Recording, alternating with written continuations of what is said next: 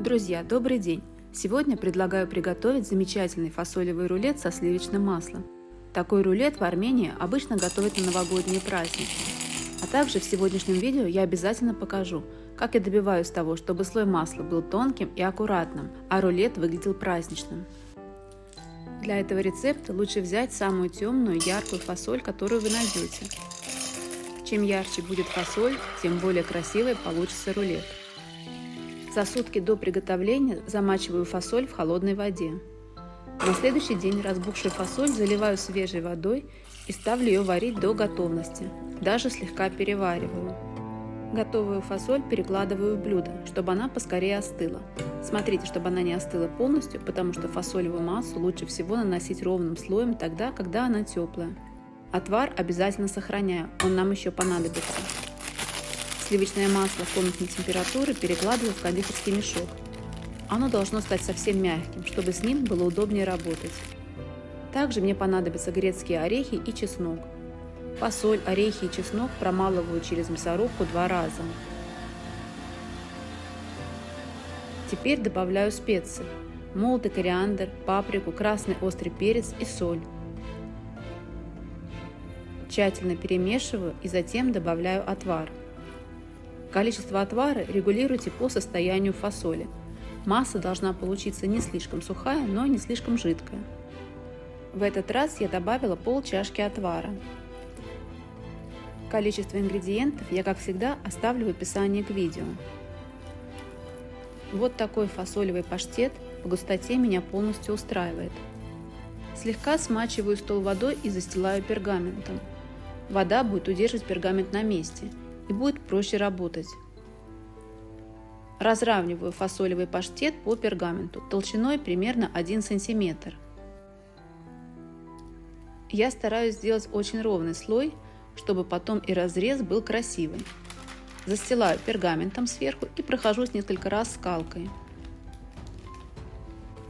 После того, как верхний пергамент убираю, еще раз разравниваю шпателем, чтобы убрать лишние поры и масло легло ровно. К этому времени фасолевый паштет уже полностью остыл. Если нет, то подождите несколько минут. Выдавливаю масло кондитерским мешком. Полоски должны быть примерно на расстоянии 2-3 см друг от друга. И теперь аккуратно разравниваю лопаткой. Масло должно быть очень мягким, тогда и наносить его будет просто. На это количество фасоли я обычно использую одну пачку масла 180 грамм. Вы же можете сделать этот слой потоньше или потолще. Аккуратно сворачиваю рулет. Лопаткой корректирую и возвращаю ту фасоль, которая осталась на пергаменте, чтобы потом в рулете не было дыр. Сворачиваю медленно, как бы подтягивая пергамент, чтобы рулет получался ровным.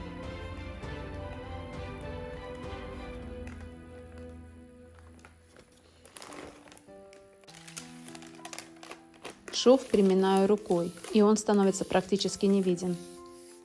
Конечно же, при подаче укладываю рулет швом вниз.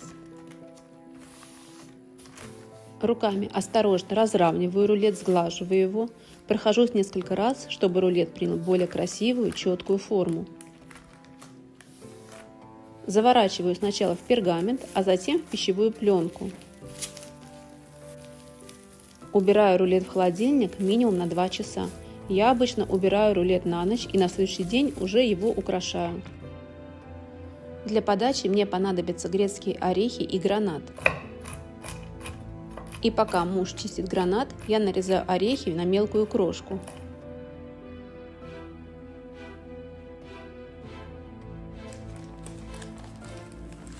Аккуратно разворачиваю рулет, отрезаю концы. Не обращайте внимания, в данном случае я отрезаю достаточно большие концы, которые сразу уходят на завтрак. А остальная часть идет на праздничный стол. Конечно же, этот рулет можно разделить пополам, и тогда у вас получится 2 праздничных рулета. Посмотрите, какой красивый разрез получился. Перекладываю рулет на блюдо и начинаю его украшать. Сверху и по бокам я посыпаю рулет грецкими орехами.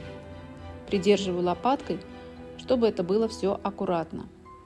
Бока у меня остаются не посыпанные.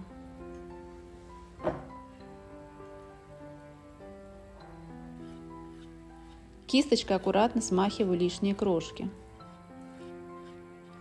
И теперь самая сложная часть – украшения гранатовыми зернами.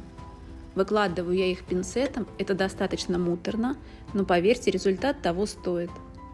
Посмотрите, какой красивый праздничный рулет получился. Отрежу кусочек, чтобы еще раз показать вам разрез. На мой взгляд, результат идеальный. Спасибо вам, что досмотрели. Надеюсь, вам было интересно. Желаю хорошего дня и вкусной еды.